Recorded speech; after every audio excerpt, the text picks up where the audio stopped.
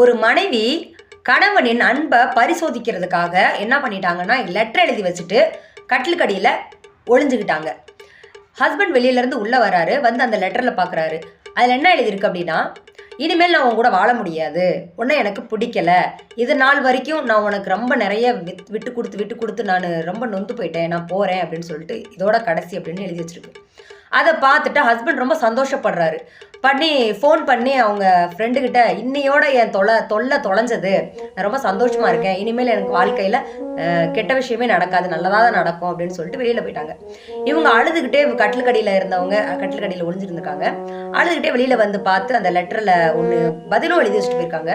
அந்த பதில் என்ன அப்படின்றத பார்த்தா, என் லூசு, கட்டிலுக்கடியில் உன் கால் எனக்கு தெரிஞ்சிருச்சு, நான் பிஸ்கட் வாங்க போறேன், டீ போட்டு வை, 2 பேர் சேர்ந்து குடிக்கலாம், நீ இல்லாம நான் எப்படி இருப்பேன், லூசா நீ அப்படின்ட்டு அதில் எழுதிருச்சு.